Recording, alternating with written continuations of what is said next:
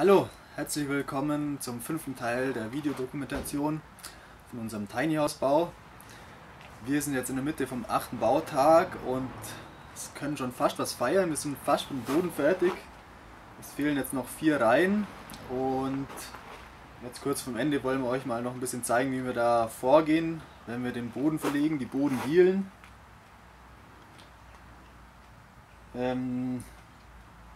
Ja, die Bodendielen werden festgestaubt und wie man hier sieht,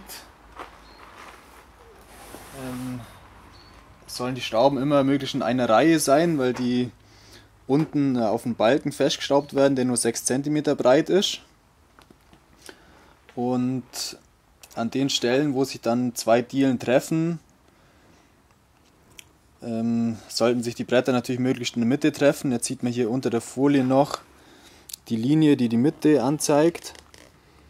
Und genau da muss man dann schauen, dass die Bretter möglichst rechtwinklig abschließen, damit es keinen Spalt dazwischen gibt. Das heißt, da muss man beim Sägen aufpassen und beim Anzeichnen aufpassen, dass man wirklich rechtwinklig sägt und anzeichnet.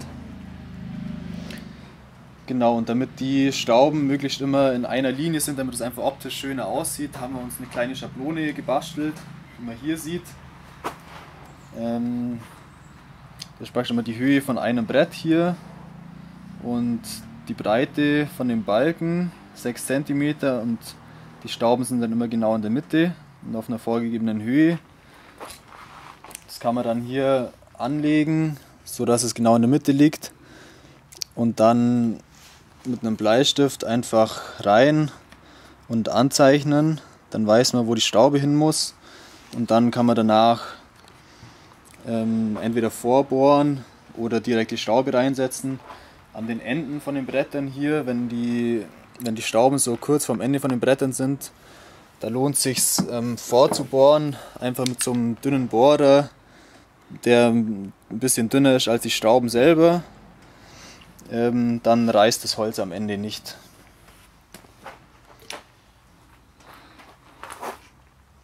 Genau, jetzt wollen wir euch mal zeigen, wie wir Schritt für Schritt weiter vorgehen. Also als erstes muss man natürlich wissen, wie lang die Bretter jeweils sein sollen. Da wo sich die Bretter treffen hier, die sollen sich immer also nicht aufeinanderfolgend treffen. Jetzt hier treffen sich 2 Bretter, dann dürfen sie sich nicht treffen und hier treffen sie sich wieder. Das ist wie beim Mauersteine setzen praktisch, dass das versetzt ist, damit es stabiler ist. Das heißt, jetzt hier in der nächsten Reihe sehen wir, in der Reihe treffen sich 2 Bretter, hier wieder nicht. Das heißt, hier können sie sich wieder treffen. Das heißt, hier haben wir ein Stück, das praktisch ungefähr 60 cm lang ist. Das messe ich jetzt mal aus. Genau, übrigens wenn man ein großes Bauvorhaben hat, dann lohnt sich die Investition in ein richtig gutes Maßband aus Stahl, das auch gut hält und stabil ist, und ja, da lohnt sich einfach ein bisschen Geld zu investieren. Das hat auch hier am Ende so einen Haken, damit man es vielleicht einhängen kann und es nicht selber halten muss.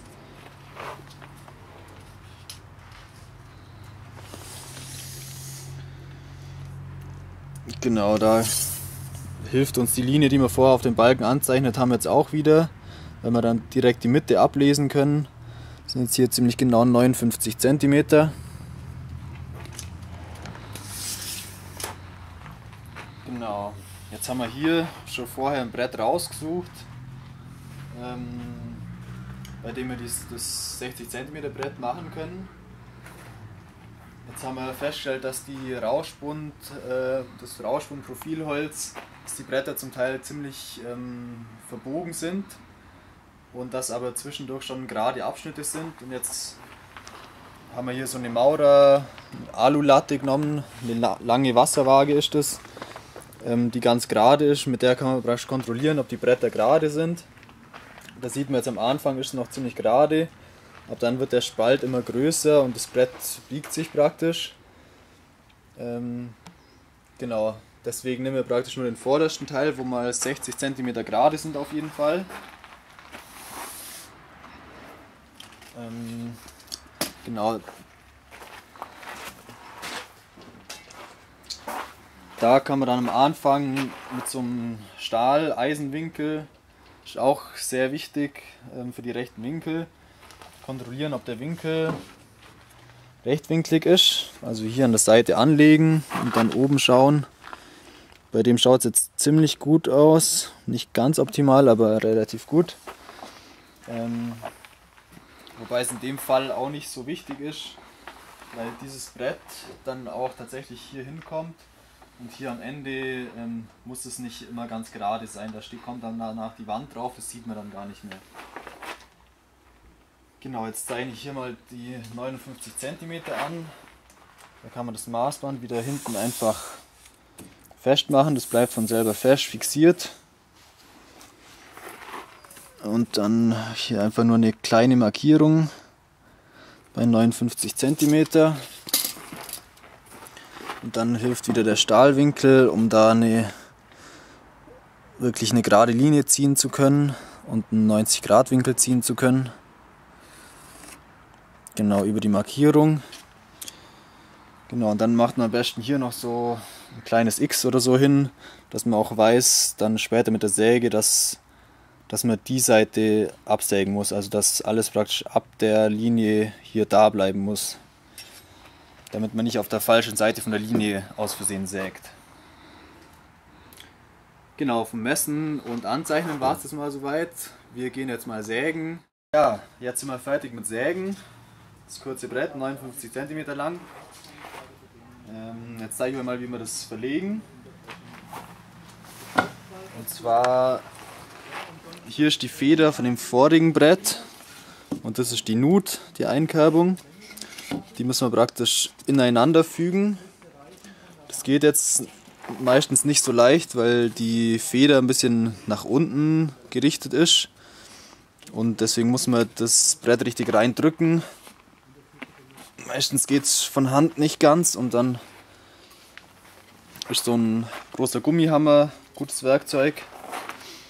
Da kann man jetzt noch irgendwas dazwischen tun, damit man nicht direkt auf das Holz klopft. Und dann kriegt man das vorsichtig rein.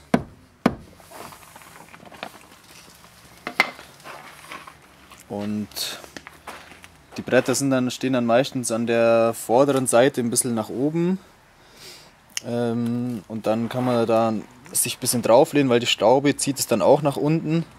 Und wenn man dann sieht, wenn man sich drauflehnt und der Schlitz sich vergrößert hier, dann kann man nochmal nachhämmern, also indem man hier nach unten drückt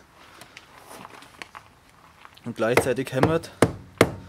Dann wird das Brett nochmal besser unten fixiert.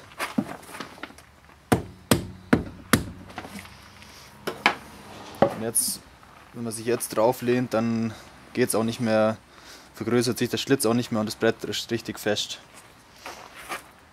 Genau, dann muss man darauf achten, dass es hier an den Markierungen richtig abschließt.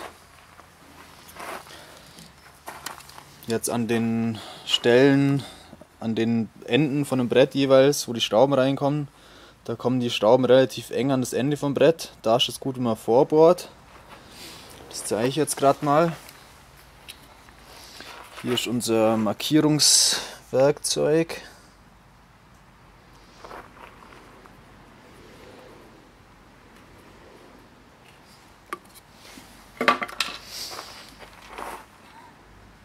Und ja, der Bohraufsatz, der kann kürzer sein als die Schraube. Also hier ist jetzt ungefähr 2/3 von der Schraube, dass die Schraube unten auch noch gut ziehen kann. Und nur oben, dass das Holz oben nicht reißt praktisch.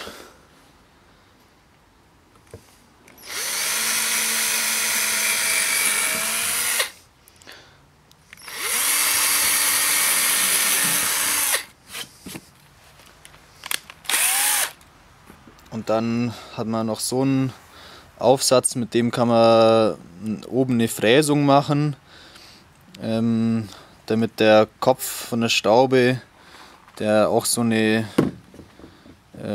Form hat, da gut reinziehen kann und es keine Beschädigungen am Holz gibt.